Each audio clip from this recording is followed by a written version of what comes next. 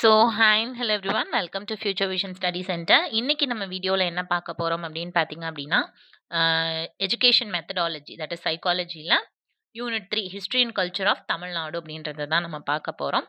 So இந்த history and culture of Tamil Nadu அப்படின்றது பார்க்கறதுல வந்து நம்மளுக்கு நிறைய சப்டிவிஷன்ஸ் வந்து இருக்குது. கிட்டத்தட்ட ஒரு 13 சப்டிவிஷன்ஸ் வந்து இருக்கு. அக்கார்டிங் டு தட் நம்ம சின்ன சின்ன இதாக தான் நம்ம பார்க்க போகிறோம். நம்ம ஆல்ரெடி பார்த்த மாதிரி யூனிட் 2ல பார்த்த மாதிரி யூனிட் 3லேயும் சின்ன சின்ன குட்டி குட்டி சப்டிவிஷன்ஸாக பிரித்து பார்த்தோம்னா it will be easy for you to remember the facts. ஓகேங்களா?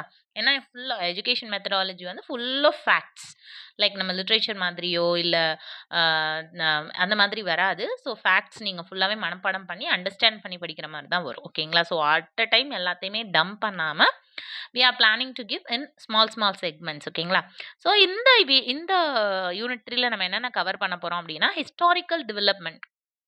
கல்வி வந்து சங்க காலத்துல எப்படி இருந்துச்சு, புத்திசம் ஜெயினிசம் அந்த டைம்ல, அடுத்து பல்லவர்கள், சோழர்கள், பாண்டியர்கள் இவர்களுடைய காலத்துல எப்படி இருந்தது, சுதந்திரத்துக்கு முன் கல்வி எப்படி இருந்தது, சுதந்திரத்துக்கு பின் கல்வி எப்படி இருந்தது அப்படின்றத நம்ம இந்த செக்மெண்ட்ல பார்ப்போம். Role of social and political movements in education. ஓகேவா? ஸோ சொசைட்டில கல்வி எப்படி இருந்தது, பெண்களுக்கு கல்வி எப்படி இருந்தது, ஈக்குவலா இருந்ததா, மதத்தை சார்ந்து கல்வி இருந்ததா, கல்விக்கும் ஜாதிய அடிப்படைக்கும் என்ன சம்பந்தம் அப்படின்றது எல்லாத்தையுமே political movements. Okay, so after independence என்னென்ன டெவலப்மெண்ட்ஸ்லாம் கவர்மெண்ட் ஆஃப் இந்தியா கொண்டு வந்தாங்க, பர்டிகுலர்லி இன் தமிழ்நாடு எதெல்லாம் கொண்டு வந்தாங்க அப்படின்றத நம்ம பார்க்க போறோம். அப்புறம் establishment of state universities. Okay, so state நீங்கள் சென்ட்ரல் யூனிவர்சிட்டிஸ் படிக்கணும்னு இதில் அவசியமே கிடையாது. ஸ்டேட் தமிழ்நாட்டில் இருக்கிற யூனிவர்சிட்டிஸ் பற்றிய அடிப்படை அறிவு வந்து உங்களுக்கு இதில் வேணும். ஓகே, அடுத்து டெவலப்மெண்டல் எஜுகேஷனல் இன்ஃப்ராஸ்ட்ரக்சர், கல்வி அமைப்புக்கான கட்டமைப்பு வளர்ச்சி தமிழ்நாட்டில் எப்படி இருக்கு அப்படின்றது. அடுத்தது தொழில்முறை கல்வி, ப்ரொஃபஷனல் எஜுகேஷன், இலக்கிய கலை கல்வி, லிபரல் ஆர்ட்ஸ் அண்ட் எஜுகேஷன், சமூக அறிவியல்கள் செகண்ட் யூனிட்லேயே இதில் பார்த்தோம். பட் இருந்தாலும் இதுலேயும் நம்ம பார்க்க போகிறோம் சமூக அறிவியல்கள். ஓகே, அடுத்தது மனிதநேய பாடங்கள், ஹியூமனிட்டிஸ்ன்னு சொல்லுவாங்க, தமிழ் இலக்கியம் அண்ட் தமிழ் ஆர்கிடெக்சர், தமிழ் கட்டடக்கலை எப்படி இருந்தது தமிழ்நாட்டில். It is all based on Tamil Nadu, not based on India. Okay, தமிழ்நாடுன்னு படிக்கும்போது நம்ம இன்னும் கொஞ்சம் டீட்டெயிலாக படிக்கிற மாதிரி இருக்கும். ஓகே, அடுத்தது வந்து தமிழ் பாரம்பரிய கலைகள், என்ன கலைகள் இருந்தது, எங்கேருந்து வந்தது, அதில் யார் சிறந்து விளங்குனாங்க, அதை பற்றி ஏதாவது நூல்கள் இருக்கா அப்படின்ற மாதிரி நீங்கள் படிக்கணும். தமிழ்நாட்டின் வரலாற்று தலங்கள் ரொம்ப முக்கியமான விஷயம். ஏன்னா இதுதான் வந்து நம்ம ஸ்கூல்ல போய் டீச் பண்ண போறோம் குழந்தைங்களுக்கு இல்லையா, அதுதான். ஓகே, அடுத்து தமிழ் இனக்குழுக்கள், தமிழ்ல எத்தனை இனங்கள் இருக்காங்க, அது எப்படி, அதை வந்து பார்க்க போறோம். தமிழ்நாட்டின் சுதந்திர போராளிகள், நோட் தட் பாயிண்ட், தமிழ்நாட்டின் சுதந்திர போராளிகள். ஓகேங்களா?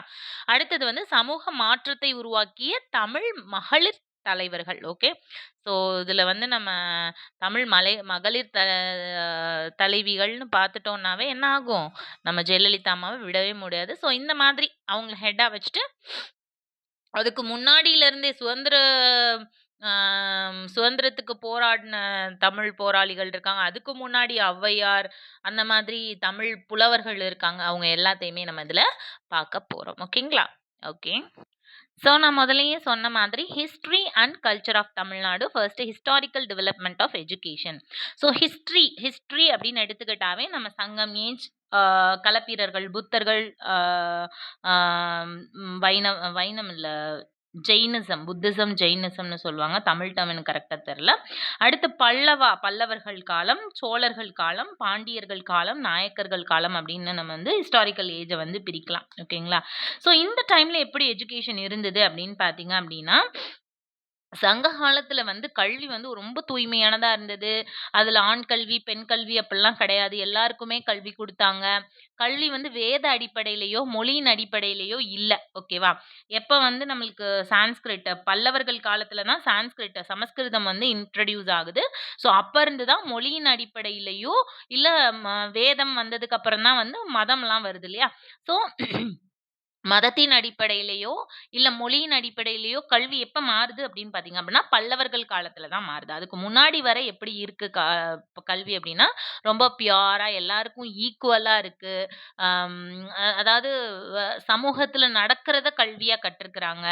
பள்ளின்னு ஒரு அமைப்பு தனியா, புத்திசம் டைம்ல தான் ஸ்கூல் அப்படின்ற ஒரு பர்ட்டிகுலர் இடம் இருக்கு. அங்க தான் போய் படிக்கணும் அப்படின்ற கான்செப்ட் வந்தது. சங்க காலத்துலலாம் அப்படிலாம் கிடையாது. ஓகேங்களா? ஸோ சங்க காலத்துலலாம் வாழ்வியல் முறைகள தான் வந்து அவங்க கல்வி கற்றாங்க. ஆ பெரிய அரசுகுல நம்ம படத்துல பார்க்குற மாதிரி அரசுகுல இவங்களுக்கெல்லாம் வந்துட்டு அ அவங்க அரண்மனையிலேயே வந்து புலவர்கள் போய் சொல்லிக் குடுப்பாங்க. நார்மல் பிள்ளைங்க வந்து ஒரு கத்தி சண்டையோ, வாள் சண்டையோ உட்கார்ந்து தியரிட்டிக்கலா யாருமே எதுவுமே படிக்கல. அவங்க வாழ்வியல் தேவைகளுக்காக அவங்க வந்து படிச்சாங்க. அப்படிதான் கல்வி இருந்தது சங்க காலத்துல. களப்பிரர்கள் காலத்துல வந்து என்னாச்சு அப்படின்னு பார்த்தீங்க அப்படின்னா, ஸ்கூல் அப்படின்னு அப்பதான் வந்து புத்தர் வந்து ஞானோதயம் குடுக்க ஆரம்பிக்கிறாரு. இதெல்லாம் பண்ணக்கூடாது, இதெல்லாம் பண்ணணும். அந்த டைம்ல தான் வந்து ஓவரா அந்த பிளைண்ட் அட்ஹரன்ஸ் இஸ் லைக் அந்த பலி குடுக்குறது அந்த மாரி எல்லாம் வர்றதுனால, அதுக்கு அகைன்ஸ்டா தான் புத்திசம் வந்தது இல்லையா? ஸோ அந்த டைம்ல வந்து தான் ஒரு ஓகே இது தியரிட்டிக்கலாவும் சொல்லலாம். அதாவது ஞானோதயம் மாதிரி குடுக்கலாம் அப்படின்ற கான்செப்ட்டே புத்திசம், ஜெயினிசம் டைம்ல தான் வந்தது. ஓகேவா? அதுக்கு முன்னாடி வர வாழ்வியல் வெறும் தியரிட்டிக்கல். ஓகேவா? நம்ம மகாபாரதத்துல படிச்சிருப்போம். அந்த வில் அம்பு எப்படி எய்யிறது, எல்லாமே பிராக்டிகலா சொல்லிக் குடுத்த விஷயங்கள். போர் வந்து அப்படி பண்ணணும். இந்த யுக்தி ஃபாலோ பண்ணணும். இந்த யுக்தி ஃபாலோ பண்ணா அவங்க அப்படி ரியாக்ட் பண்ணுவாங்க. அவங்க அப்படி ரியாக்ட் பண்ணா நம்ம எப்படி ரியாக்ட் பண்ணணும்னு சொல்லிட்டு, வாழ்வியல் நடைமுறைகளுக்கு தேவையான விஷயங்கள் மட்டும் தான் கல்வியில இருந்தது சங்க காலத்துல. ஓகேவா? ஸோ அதுக்கப்புறம் களப்பிரர்கள் காலத்துல ஸ்கூல் அப்படின்ற ஒரு கான்செப்ட் வந்தது. போதனைகள் அதாவது மத குருமார்களோ, இல்ல ஏதோ ஒரு புலவர்களோ, இல்ல ஏதோ ஒரு ஆசிரியர் வடிவில இருக்கிறவங்க வந்து, அவங்க வந்து உட்கார்ந்து போதனைகள் செஞ்சாங்க. அத வந்து என்ன பண்ணாங்க அப்படின்னா, மாணவர்கள் காது வழியா கேட்டுட்டு அத வந்து அவங்களுடைய லைஃப்ல ஃபாலோ பண்ண ஆரம்பிச்சாங்க. பல்லவர்கள் காலத்துல தான் சமஸ்கிருதம் அப்படின்ற மொழி வந்து ரொம்ப உயர்வு பெறுது. ஸோ சமஸ்கிருதம் வந்து ஒரு லிட்டரரி லாங்குவேஜ் ஓகேவா? ஸோ நெறைய லிட்டரேச்சர் இலக்கியங்கள் எழுதுறாங்க. இலக்கியங்கள் எழுத அத படிக்கிறதுக்கு ஒரு பாடசாலை மாதிரி ஆரம்பிக்கிறாங்க. ஸோ அந்த காலத்துல இருந்த ஸ்கூல்ஸ்க்கு பேர் என்ன அப்படின்னு பார்த்தீங்க அப்படின்னா, கடிகை அப்படின்னு சொல்லுவாங்க. கடிகை அப்படின்னு சொல்லுவாங்க. தமிழ்நாட்ல அம் பள்ளிகள்னு சொன்னதுக்கப்புறம் ஒரு difficult term used for learning places அப்படின்னு பார்த்தீங்கன்னா, கடிகை. ஓகேங்களா? ஸோ கடிகைனா என்னன்னு கூட கொஸ்டின் வரலாம். அதுக்காக தான் இந்த டெர்ம் சொன்னேன். ஸோ சோழர்கள் காலத்துல வேத வேத வேதிக் எஜுகேஷன் கல்வி வந்து ரொம்ப மேலோங்கி இருந்தது. முன்கால வேத கல்வி வந்து எப்படி இருந்ததுன்னா, ரொம்ப யூஸ்ஃபுல்லாவும், மனிதர்களுக்கு நல்லது சொல்லிக் குடுக்குற மாரியும் இருந்தது. பின்வேத கால கல்வி எப்படி இருந்தது அப்படின்னு பார்த்தீங்க அப்படின்னா, ஃபுல்லா மந்திரம் அந்த மாதிரி வந்து இருக்கு. நெறைய அந்த சாஸ்திரங்கள ஃபாலோ பண்ணணும். இப்படி இப்படி தான் பண்ணணும் அப்படின்னு சொல்லிட்டு, சும்மா அந்த நம்ம எப்படி அம் இங்கிலாந்துல சர்ச்சஸ்லலாம் வந்து கரப்ஷன் வர ஆரம்பிச்சுச்சு. ஃபர்ஸ்ட் வந்து it is the thing of theological and later it becomes ஒரு எப்படி சொல்றது? ஒரு கரப்ஷன், ஒரு ஊழல் நிறைந்தது. பணம் காசுக்காக மக்களை ஏமாத்துறதுக்காக, பவருக்காக எல்லாமே பண்ண ஆரம்பிச்சாங்க. ஸோ பின்வேத கால கல்வி வந்து அப்படிதான் இருந்துச்சு அப்படின்னு சொல்றாங்க. ஸோ பாண்டியர் காலத்துல வந்து டீச்சர்ஸ்க்கு நல்ல மரியாதை இருந்தது. அவங்களுக்கு தனியா அந்த பாடசாலைகள்லாம் கிரியேட் பண்ணாங்க. பாடசாலைகள் போய் குழந்தைங்க படிக்க ஆரம்பிச்சாங்க. பாடசாலைகள்ல சொல்லிக் குடுக்குற ஆசிரியர்களுக்கு வந்து சாலபோகம் அப்படின்னு அதாவது லேண்ட் தான் அந்த காலத்துல வந்து லேண்ட் எவ்வளோ வச்சிருக்கோமோ, அவ்வளோதான் நம்ம பணக்காரவங்க அப்படின்னு அர்த்தம். சரியா? ஸோ அந்த மாதிரி ஆசிரியர்களுக்கு வந்து ஊதியம்லாம் குடுக்க மாட்டாங்க. மாசம் மாசம் அமௌண்ட் அப்படிலாம் குடுக்க மாட்டாங்க. ஒரு இடத்த வந்து கிரயம் பண்ணி இது உங்களுக்கு அப்படின்னு சொல்லி குடுத்துருவாங்க. ஸோ அந்த மாதிரி டீச்சர்ஸ்க்கு வந்து சாலபோகம், லேண்ட் கிராண்ட்ஸ் ஓகேங்களா? அது குடுக்குறாங்க. ஓகேவா? அதுக்கப்புறம் கடைசியா நாயக்கர் காலத்துல வந்து திண்ணைப்பள்ளிகள் வருது. ஸோ திண்ணைப்பள்ளிகள் அப்படின்னாவே உங்களுக்கு தெரியும். பிராமணர்கள் வந்து அங்க டீச்சர்ஸா இருப்பாங்க. அவங்க வந்து மத்த ஜாதிய குழந்தைங்கள வந்து உள்ள விட மாட்டாங்க இல்லையா? ஸோ அதனால அவங்க என்ன பண்ணுவாங்க அப்படின்னா, அவங்களோட ஒவ்வொரு வீட்லயுமே திண்ணைகள் இருக்கும். ஸோ அவங்க குலத்த சேர்ந்தவங்களுக்கு உள்ள பள்ளி நடக்கும். அவங்க குலத்த சேராத அதுவும் தகாதவர்கள்லாம் அவங்க ஏத்துக்கவே மாட்டாங்க. பட் ஓரளவு அ அக்செப்ட் பண்ற ஜாதிய முறைகள்ல இருக்க குழந்தைங்க வந்து திண்ணையில உட்கார்ந்து படிப்பாங்க. ஸோ திண்ணை பள்ளிகள் அப்படின்றது வந்து நாயக்கர் காலத்துல தான் வந்து வலுப்பெற்றுச்சு. ஓகேவா? ஸோ இதுக்கப்புறம் வந்து ஐரோப்பியர்கள் வந்துட்டாங்க. ஸோ ஐரோப்பியர்கள் வந்து வந்ததுக்கு அப்புறமே நம்மளுக்கு வந்து வெஸ்டர்ன் எஜுகேஷன் உள்ள வந்துருச்சு. ஓகேவா? ஸோ இந்த வெஸ்டர்ன் எஜுகேஷனுக்கு மொத ஒரு ஒ வ பிள்ளையார் சொல்லி போட்டது யாரு அப்படின்னு பார்த்தீங்க அப்படின்னா, நம்மளுக்கு தெரியும் மெக்கல்லே பிரபு. ஓகே. மினிட் மெக்கல்லே அப்படின்னு நம்ம படிச்சிருப்போம். ஸோ அப்ப வந்து ஒரு சின்ன பிரச்சனை போயிட்டுருக்கும். எப்படின்னு பார்த்தீங்க அப்படின்னா, அம் அ ஓரியன்டலிஸ்ட் ஓரியன்டலிஸ்ட் அப்படின்னு ஒரு குரூப் இருப்பாங்க. ஓரியன்டலிசம் ஓகேவா? அதே மாரி இன்னொன்னு வந்து ஆங்கிலிகனிசம் ஆங்கிலிகனிசம் அப்படின்னு ஒரு குரூப் இருப்பாங்க. அதாவது வந்து இப்போ என்ன டைம் அப்படின்னு பார்த்தீங்க அப்படின்னா, ஐரோப்பியர்கள் உள்ள வந்துட்டாங்க. வெஸ்டர்ன் எஜுகேஷனை இன்ட்ரோடியூஸ் பண்ணிட்டாங்க. ஓகே. ஸோ அப்ப நம்ம இந்தியால இருக்க மக்கள் வந்து பாதி பேர் என்ன சொல்றாங்க அப்படின்னா, எங்களுக்கு வேத கல்வி தான் வேணும். ஓரியன்டலிசம் அப்படின்னா வேதம் சார்ந்த கல்வி தான் எங்களுக்கு வேணும். ஆங்கிலிக்கனிசம் அப்படின்னா வெஸ்டர்னைஸ்ட் எஜுகேஷன், மேற்கத்திய கல்வி. ஓகேவா? ஸோ அந்த கல்வி தான் வேணும்னு சில பேர் சொல்றாங்க. இவங்க சில பேர் சொல்றாங்க. ஸோ மெக்கலே பிரபு தான் என்ன பண்றாரு அப்படின்னு பார்த்தீங்க அப்படின்னா, ஓரியன்டலிசம் இருக்கக்கூடாது. ஆங்கிலிக்கனிசம் தான் இருக்கணும் அப்படின்னு சொல்லிட்டு, அதற்கு அந்த மாரி படிக்கிறவங்களுக்கு மானியம்லாம் குடுத்து, அந்த மாதிரி ஒரு வெஸ்டர்ன் எஜுகேஷன வந்து நம்ம இந்தியாக்குள்ள ரொம்ப இவ்ளோ ஸ்ட்ராங்கா இப்ப நம்ம ஃபாலோ பண்றது எல்லாமே வெஸ்டர்ன் எஜுகேஷன் தான். ஓகேங்களா? நம்ம வேத கல்வியெல்லாம் நம்ம படிக்கல. ஓகேவா? ஸோ இந்த அளவுக்கு நம்ம கல்வி முறையவே எடுத்துட்டு, அவங்களோட கல்வி முறை இவ்ளோ ஸ்ட்ராங்கா எஸ்டாப்ளிஷ் ஆயிருக்கிறதுக்கு காரணம் யாருன்னா, மெக்கலே பிரபு தான். ஓகே. ஸோ இந்த மாதிரி ஒரு ஆம், ஆம், இப்போ ஒரு விஷயம் நடந்துட்டு இருக்கு. நெறைய கல்விக்கு இம்பார்ட்டன்ஸ் குடுக்குறாங்க. ஏன் அப்டின்னா, அதுவுமே அவங்களுக்கு சுயநலம் தான். நம்மளுக்கு நல்லது பண்ணணும் அப்டின்லாம் அவங்க கல்வி குடுக்கல. அவங்க என்ன நெனச்சாங்க அப்டின்னா, அங்கருந்து இங்க வந்து அவங்க ட்ரேட் பண்ண தான் வந்தாங்க. Later they have ruled us right. So நம்மள ரூல் பண்ணும்போது அவங்க நம்மளுக்கு அவங்க எல்லாத்துக்கும் வேலையாட்கள் அங்கருந்து கூட்டிட்டு வர முடியாது இல்லையா? கீழ்த்தரமான வேலைகளுக்கெல்லாம் அதாவது ரொம்ப பேசிக் லெவல் வொர்க்குக்குலாம் வந்து நம்ம இங்கேயே ஹியூமன் பவர் யூஸ் பண்ணிக்கலாம் அப்படின்னு நினைக்கிறாங்க. ஆனா அந்த ஹியூமன் பவர் யூஸ் பண்ணிக்கணும்னா 2 விஷயம். ஒண்ணு அந்த மாதிரி ஒரு எஜுகேஷன் சிஸ்டம்ல நம்ம படிக்கல. 2வது ஒரு மொழி. இந்த 2மே வந்து உங்களுக்கு ரொம்ப பெரிய தடையா இருக்கிறதுனால, ஏன் அது 2யும் குடுக்கக்கூடாது? அப்படின்னு சொல்லிட்டு கல்வி அப்படின்ற பேர்ல வந்து அது 2யும் அதுல நம்மள ட்ரெயின் பண்றாங்க. ஓகேவா? ஸோ ட்ரெயின் பண்ணி அவங்களோட வேலைகளுக்காக, அவங்களுடைய ஸ்டைல்ல நம்மளும் வேலை பார்க்கணுன்றதுக்காக அந்த வெஸ்டர்னைஸ்ட் எஜுகேஷன இங்க கொண்டு வராங்க. ஸோ இந்த கான்செப்ட் தான் how that western education came into India. So 1854ல தான் 1854ல தான் Magna Carta of India education Macaulay sorry Charles வுட்டோட டிஸ்பேட்ச் வந்து ரொம்ப அங்க தான் வரும். ஸோ அங்க தான் வந்து என்ன சொல்லியிருப்பாங்க அப்டின்னா, வெர்னாகுலர் எஜுகேஷன் இருக்கக்கூடாது. இங்கிலீஷ் எஜுகேஷன் தான் இருக்கணும். வெஸ்டர்னைஸ்ட் எஜுகேஷன் தான் இருக்கணும். வெர்னாகுலர் எஜுகேஷன்னா என்னது? அம் நம்மளுடைய கல்வி முறை ஓகேங்களா? அது இருக்கக்கூடாது. இங்கிலீஷ் பேஸ்ட் எஜுகேஷன் தான் இருக்கணும் அப்படின்னு சொன்னது யாரு அப்படின்னு பார்த்தீங்க அப்படின்னா, சார்ல்ஸ் வுட் டிஸ்பேட்ச் தான் சொல்லுச்சு நம்மளுக்கு. மேக்னா கார்ட்டா ஆஃப் இந்தியன் எஜுகேஷன் அப்படின்னு நம்ம அத சொல்லுவோம். ஓகே. மகா சாசன சட்டம் அப்படின்னு சொல்லுவோம் இல்லையா? ஸோ இதெல்லாமே நம்ம யூனிட் 1ல படிச்சிருப்போம். பட் ஜஸ்ட் ரீகால் ஓகேங்களா? ஆ ஸோ அதுக்கப்புறம் நெறைய கமிஷன்ஸ் வர்றாங்க. ஹண்டர் கமிஷன் வர்றாங்க, ராலே கமிஷன் வர்றாங்க, சாட்லர் கமிஷன் வர்றாங்க. இப்படி எல்லாருமே வந்து எஜுகேஷன் வந்து வெஸ்டர்னைஸ்ட் ஆயிருது. ஓகே. ஸோ அதுக்கப்புறம் நம்ம தமிழ்நாடு அப்படின்னு பார்க்கும்போது, நீதி கட்சி அப்படின்னு ஒரு கட்சி வராங்க. ஸோ நீதி கட்சி அவங்களுடைய அந்த எமர்ஜென்ஸ் தான் வந்து நேஷனல் லெவல்ல பார்த்தீங்க அப்படின்னா காங்கிரஸ். நம்ம ஸ்டேட் லெவல்ல தமிழ்நாடு லெவல்ல பார்த்தீங்க அப்படின்னா நீதி கட்சி அப்படின்னு சொல்லுவாங்க. ஸோ நீதி கட்சி எப்ப வருது அப்படின்னு பார்த்தீங்க அப்படின்னா 1920ல வருது. ஸோ இவங்க தான் வந்து கம்பல்சரி எலிமெண்டரி எஜுகேஷன் வந்து நம்ம தமிழ்நாட்டுல குடுக்கணும். அதே மாரி மிட் டே மீல் மதிய உணவு திட்டம் அப்படின்றதும் இவங்களோட ஆட்சி காலத்துல தான் வந்திருக்கும். அப்புறம் 2 இம்பார்ட்டன்ட் யுனிவர்சிட்டியுமே வந்து இந்த நீதி கட்சியோட அந்த காலத்துல தான் வந்திருக்கும். 1926ல வந்து அ Andhra university Andhra university and 1929ல அண்ணாமலை யுனிவர்சிட்டி. இந்த 2 யுனிவர்சிட்டியுமே யார் காலத்துல தான் வந்திருக்கும்? நீதி கட்சி காலத்துல தான் வந்திருக்கும். ஓகேங்களா? ஜஸ்டிஸ் பார்ட்டி அப்படின்னு இங்கிலீஷ்ல சொல்லுவாங்க. ஸோ அதுக்கப்புறமும் நெறைய குழுக்கள் வருது. ஹார்டோக் குழு வருது. அதில தான் வர்தா எஜுகேஷன் பிளான் வராங்க. சர்ஜன் கமிட்டி வராங்க. அதுக்கப்புறம் இண்டிபெண்டன்ஸ் வருது. 1944ல தான் வந்து கடைசி அதாவது சுதந்திரத்துக்கு முன் கல்வியில வந்து மிகப்பெரிய தாக்கத்த கொண்டு வந்த குழு எது அப்படின்னா, 1944ல Sargent committee Sargent committee. So இவங்க என்ன சொல்லியிருப்பாங்க அப்படின்னு பார்த்தீங்க அப்படின்னா, ப்ரீ பிரைமரி எஜுகேஷன் கண்டிப்பா குடுக்கணும்னு சொல்லியிருப்பாங்க. கம்பல்சரி பிரைமரி எஜுகேஷன் குடுக்கணும்னு சொல்லியிருப்பாங்க.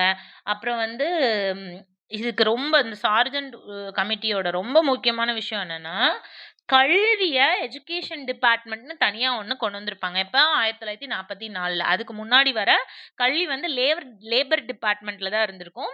கல்விக்குன்னு எஜுகேஷன் டிபார்ட்மெண்ட்ன்னு ஒண்ணு தனியா கொண்டு வந்தது எந்த எந்த அறிக்கை அப்படின்னு பார்த்தீங்க அப்படின்னா, சார்ஜன்ட் கமிட்டி. ஓகே. அதே மாதிரி இப்ப இருக்க எஜுகேஷன் சிஸ்டம்க்கு ஒரு ஸ்கெலிட்டன் டைப் அதாவது ஒரு மாதிரி வடிவமைச்சு குடுத்தது யாரு அப்படின்னு பார்த்தீங்க அப்படின்னா, அந்த சார்ஜன் கமிட்டின்னு தான் சொல்லுவாங்க. இவங்க மதர் டங் எஜுகேஷனுக்கு ரொம்ப இம்பார்ட்டன்ஸ் குடுத்தாங்க. ஓகேவா? ஸோ இது வந்து க சுதந்திரத்துக்கு முன்னான கல்வி. ஓகே. சுதந்திரத்துக்கு பின் அப்படின்னு பார்த்தீங்க அப்படின்னா, நெறைய நம்ம 1950ல வந்து கான்ஸ்டிடியூஷன் வருது. ஆர்டிகிள் 21 ஏ வந்து என்ன சொல்லுது அப்படின்னா, அனைவருக்கும் கட்டாயம் மற்றும் இலவச கல்வி சொல்றாங்க. அப்புறம் வந்து ஆர்டிகிள் 45 வந்து நியூட்ரிஷன் எஜுகேஷன் குடுக்கணும்னு சொல்றாங்க. ஆர்டிகிள் 51 ஏகே வந்து பேரண்ட்ஸோட ஃபண்டமெண்டல் டியூட்டில வந்து இந்த எஜுகேஷன சேர்த்துடுறாங்க. அதுக்கப்புறம் வந்து ஆர்டிகிள் 30ல வந்து மைனாரிட்டீஸ்லாம் சேர்ந்த ஒரு எஜுகேஷனல் இன்ஸ்டிடியூட் வந்து ஆரம்பிக்கலாம் அப்படின்னு சொல்றாங்க. ஆர்டிகிள் 350 ஏ வந்து அவங்க மதர் டங்க்ல தான் அட்லீஸ்ட் பிரைமரி எஜுகேஷனாவது மதர் டங்க்ல தான் படிக்கணும் அப்படின்றதெல்லாம் சொல்றாங்க. இந்த மாரி நெறைய கான்ஸ்டிடியூஷன் வந்து எஜுகேஷன பத்தி பேசுது. ஓகேவா? ஸோ சுதந்திரத்துக்கு அப்புறம் என்னென்ன கமிட்டி எல்லாம் வந்துச்சு அப்படின்னு பார்த்தீங்க அப்படின்னா, நான் ரொம்ப முக்கியமான கமிட்டி ராதாகிருஷ்ணன் கமிட்டி 1948 ஓகேங்களா? ஸோ 1947ல சுதந்திரம் வருது. 1948ல doctor Radhakrishnan committee. Doctor Radhakrishnan committee. ஓகேவா? ஸோ முக்காவாசி நம்மளுக்கு சொல்லியிருக்கிறது எல்லாமே இவங்களுடைய பரிந்துரை தான். ஸோ அதில லேட்டரா வர வர கொஞ்சம் வந்து சேஞ்சஸ் ஆயிருக்கும். லைக் யுனிவர்சிட்டி ரிஃபார்ம் சொல்லியிருப்பாங்க ராதாகிருஷ்ணன் கமிட்டில. யுஜிசி வந்து இவங்களுடைய பரிந்துரையின் பேர்ல 1953ல வந்து கிரியேட் பண்ணியிருப்பாங்க. யுஜிசி யுனிவர்சிட்டி கிராண்ட் கமிஷன் ஓகேவா? ஸோ கிராமிய பல்கலைக்கழகம் அமைக்கணும் அப்படின்னு சொல்றதும் இந்த ராதாகிருஷ்ணன் கமிட்டி தான். ஸோ இதுக்கப்புறம் யார் வராங்க அப்படின்னா, லட்சுமணசாமி கமிட்டி வர்றாங்க. அதுக்கப்புறம் கோத்தாரி கமிட்டி ரொம்ப முக்கியம். இந்திய கல்வி, தமிழக கல்வி எல்லாத்துலயுமே ஒரு மைல்கல் அப்படின்னு பார்த்தீங்க அப்படின்னா, Kothari committee. So the year for Kothari commission பார்த்தீங்க அப்படின்னா, 1944ல இருந்து 46 வரைக்கும். ஓகே. ஸோ இவங்க தான் 10+2+3 அப்படின்ற ஒரு எஜுகேஷன் மெத்தட வந்து கொண்டு வந்திருப்பாங்க. பட் லேட்டர் இப்போ 2020ல வந்த என்இபி படி நம்ம இப்ப ஃபாலோ பண்றது என்னது? 5+3+3+4 ப்ரீகேஜிலேருந்து ஆரம்பிச்சிருப்பாங்க. ப்ரீகேஜி டூ 2ண்ட் standard, 3rd standard to 5th standard, 6th standard to 8th standard, 9th standard to 12th standard அந்த மாரி இத வந்து கொண்டு வந்திருப்பாங்க. ஓகே. இப்ப நம்ம என்இபி 2020ல இருந்து. ஆனா அதுக்கு முன்னாடி வர நம்ம கோத்தாரி கல்விக் குழுவுடைய அந்த இதுதான் 10+2+3 தான் நம்ம பார்த்துட்டு இருந்தோம். ஓகேங்களா? ஓகே. அதுக்கப்புறம் வந்துட்டு இந்தியன் எஜுகேஷன் கமிட்டி ஆரம்பிச்சிருப்பாங்க. அதே மாரி கல்விக்கு நிதி வந்து 6% ஒதுக்கணும் அப்படின்னு சொல்லியிருப்பாங்க. இது எல்லாமே வந்து கோத்தாரி கமிட்டி. ஸோ அதுக்கப்புறம் நேஷனல் எஜுகேஷன் பாலிசி. ஸோ ரொம்ப முக்கியம். ஒரே ஒரு நிமிஷம். ம். எஸ். நேஷனல் எஜுகேஷன் பாலிசி ஓகேவா? இது மொத்தம் எத்தன தடவ வந்திருக்குன்னா, ஃபர்ஸ்ட் 1968ல வந்திருக்கு. 2வது 1986ல வந்திருக்கு. இத வந்து 1992ல இதுல சின்ன திருத்தம் கொண்டு வராங்க. 3வது 2020ல வந்திருக்கு. ஓகே. ஸோ இந்த 3 தடவ வந்திருக்கு. ஸோ ஃபர்ஸ்ட் டைம் 1968ல வந்தது என்ன? எப்ப வந்தது அப்டின்னா, என்ன சொல்லுது அப்படின்னு பார்த்தீங்க அப்படின்னா, இந்த 1968ல யாரு சிஎம்மா இருக்காங்கன்னா, அண்ணாதுரை சிஎம்மா இருக்காங்க. ஸோ அப்ப வந்து கம்பல்சரி எஜுகேஷன் சொல்லுது, மதர் டங் சொல்லுது. கல்வி வந்து அ கல்வி வந்து அப்ப மாநில பட்டியல்ல இருக்கிறதுனால, அந்த மும்மொழி கொள்கை சொல்றதெல்லாம் வந்து அங்க தோத்து போயிருது. ஏன்னா, கல்வி வந்து மாநில பட்டியல்ல இருக்கிறனால, அவங்க சொல்றத நம்ம கேட்க முடியாது இல்லையா? ஸோ அப்பதான் வந்து அண்ணாதுரை என்ன பண்றாங்க அப்படின்னா, இல்ல இல்ல 2 லாங்குவேஜ் ப்ராசஸ் தான். இப்ப நம்ம ஸ்டாலின் பண்ற மாதிரி அண்ணாதுரை வந்து அப்ப பண்ணாரு. ஓகேவா? 3 லாங்குவேஜ் பாலிசிய வந்து நம்ம தமிழ்நாடு வந்து அக்செப்ட் பண்ணிக்கல. நேஷனல் எஜுகேஷன் பாலிசி 1968 சொன்ன மும்மொழி கொள்கை 3 லாங்குவேஜ் பாலிசிய நம்ம அக்செப்ட் பண்ணிக்கல. ஓகேவா? ஸோ அதுக்கப்புறம் 1986ல வர்றது பார்த்தீங்க அப்படின்னா, கிராமிய கழகம் அமைக்கணும்னு ராதாகிருஷ்ணன் சொன்னாங்க இல்லையா? கமிட்டி சொன்னாங்க இல்லையா? அத வந்து இப்ப தான் எக்ஸிக்யூட் பண்றாங்க. ஃபர்ஸ்ட் கிராமிய பல்கலைக்கழகம் வந்து அமைக்கிறாங்க. எங்க? கிராமிய இப்ப இருக்கிறது வந்து மத்திய பிரதேஷ்ல ஃபர்ஸ்ட் அமைக்கிறாங்க. தமிழ்நாட்டுல பார்த்தீங்க அப்படின்னா, திண்டுக்கல்ல இருக்கிற காந்திகிராம் யுனிவர்சிட்டி இருக்கு இல்லையா? அதுதான் வந்து முதல் கிராமிய பல்கலைக்கழகம். ஆம் எஸ்டாப்ளிஷ் பண்ணது தமிழ்நாட்டுல. ஓகேவா? அடுத்து வந்து ஆப்பரேஷன் பிளாக் போர்ட் வந்து கொண்டு வர்றாங்க. நேஷனல் எஜுகேஷன் பாலிசி 1986ல இக்னோ திறந்தவெளி பல்கலைக்கழகம் வந்து சொல்றாங்க. இது எல்லாமே வந்து ஆம் கரும்பலகை திட்டம்னா என்ன? அது என்னது? கரும்பலகை திட்டம்னா ஒண்ணுமே இல்ல. ஆம் ஸ்கூல்ஸோடைய இன்ஃப்ராஸ்ட்ரக்சரை நம்ம டெவலப் பண்றது. ஓகேவா? அது எல்லாமே வருது. அடுத்து வந்து அதில திருத்தம் கொண்டு வர்றாங்க. 1992ல அதில திருத்தம் கொண்டு வராங்க. அதில தான் என்ட்ரன்ஸ் எக்ஸாம்ஸ்லாம் வருது. லைக் ஜேஇஇ, நீட் எப்போ வந்ததுன்னு எனக்கு தெரியல. நீட்டும் இதில தான் வந்திருக்கணும்னு நெனைக்கிறேன். ஸோ நீட் மட்டும் நம்ம பார்த்துக்கலாம். கரண்ட் அஃபேர்ஸ்ல பார்த்துக்கலாம். பட் ஸ்டில் ஜேஇஇ, ஏஐஇஇஇ, எஸ்எல்இஇ இந்த மாரி என்ட்ரன்ஸ் எக்ஸாம்ஸ் எல்லாத்தையுமே கொண்டு வரணும்னு சொன்னது வந்து இந்த திருத்தத்தில தான். ஆனா எப்ப கொண்டு வந்தாங்க அப்டின்னா 2005ல கொண்டு வந்தாங்க. பட் எந்த பரிந்துரையின் அடிப்படையில அப்டின்னு பார்த்தீங்க அப்டின்னா, நேஷனல் பாலிசி எஜுகேஷன் திருத்தம் 1992ல ஓகேவா? ஓகே. ஸோ அடுத்து பார்த்தீங்க அப்டின்னா, ரொம்ப முக்கியமான எஸ்எஸ்ஏ வருது. 2001, 2002ல இதுல யுனிவர்சலைஸ்டு பிரைமரி எஜுகேஷன் தான் ரொம்ப ரொம்ப முக்கியம். இதுல 100% வந்து குடுக்கணும் அப்டின்றது தான் அதனுடைய மெயின் எய்மு. அதுக்கப்புறம் வந்து ராஷ்ட்ரிய மத்மிக் எஸ்எஸ்ஏவோட கன்டினியூஷன். எஸ்எஸ்ஏ என்ன சொல்லும்? பிரைமரி எஜுகேஷன் பத்தி பேசும். நம்ம RMSA that is Rashtriya Madhyamik Shiksha Abhiyan 2009ல கொண்டு வரது 9th to 12th வரையும் பேசும். அதுக்கப்புறம் ரைட் டு எஜுகேஷன் ரொம்ப ரொம்ப முக்கியம். ஆர்டிகிள் 21A வந்து சொல்றது தான் ரைட் டு எஜுகேஷன். 2009ல வந்து இத நம்மளுக்கு குடுக்குறாங்க. இதுல வந்து என்ன சொல்றாங்க அப்டின்னா, பிரைவேட் ஸ்கூல்ஸ் வந்து ஆ பிரைவேட் ஸ்கூல்ஸ்ல எவ்வளோ ரிசர்வேஷன் 25% வந்து ரிசர்வேஷன் அப்படின்னு சொல்றாங்க. அதுக்கப்புறம் வந்து ஃப்ரீ அண்ட் கம்பல்சரி எஜுகேஷனும் சொல்றாங்க ஆர்டிஇ. அதாவது 6 to 14 வரைக்கும் free and compulsory education government ஸ்கூல்ஸ்ல படிச்சா. இல்ல பிரைவேட் ஸ்கூல்ல படிப்பேன் அப்படின்னா, பிரைவேட் ஸ்கூல்ல படிக்கிற 100 பேர் படிக்கிறாங்கன்னா 25 பேருக்கு கவர்ன்மெண்ட்டே ஃபீஸ் பே பண்ணிரும். அந்த மாரி சொல்றாங்க. அதுக்கு அடுத்தது வந்து சாச்சார் பாரத் மிஷன், கற்கும் பாரதம் அப்படின்னு சொல்லுவாங்க. அடல்ட் எஜுகேஷன வந்து 80% லிட்ரஸி ரேட் வந்து அடல்ட் எஜுகேஷன்ல கொண்டு வரணும் அப்படின்னு சொல்றது. ஸோ அறிவொளி இயக்கம் இதுவுமே அதுதான் சொல்லும். பட் நான் ரொம்ப லேட்டஸ்ட்டா இருக்கிறத மட்டும் நான் சொல்றேன். சாச்சார், ம். பாரத் மிஷன் ஓகேவா? ஸோ இதெல்லாமே வந்துட்டு நம்மளுக்கு அம் அடுத்து NEP 2020 நம்ம நேஷனல் எஜுகேஷன் பாலிசி 2020 வந்து என்ன சொல்றாங்க அப்படின்னு பார்த்தீங்க அப்படின்னா, அவங்க தான் 5+3+3+4 5+3+3+4 அப்படின்ற கான்செப்ட்ட கொண்டு வராங்க. 5னா pre KG to second standard ஓகேவா? 3 அப்படின்னா 3rd to 5th ஓகே. அடுத்து 3 அப்படின்னா 5th to 8th. அடுத்து 4 அப்படின்னா 9th to 12th. ஓகே. இந்த கொண்டு வந்தது யாரு அப்படின்னு பார்த்தீங்க அப்படின்னா, NEP 2020 ஓகே. ஸோ இதில வந்து ஃபண்டமெண்டல் லிட்ரஸி இருக்கணும். என்ரோல்மென்ட் வந்து 100% இருக்கணும். ஸ்கூல் ட்ராப் அவுட்ஸ்க்கு அட்லீஸ்ட் ப்ராப்பரா ஒரு எழுத படிக்க சொல்லிக் குடுக்கணும். அதுக்கப்புறம் உயர்கல்வியில வந்துட்டு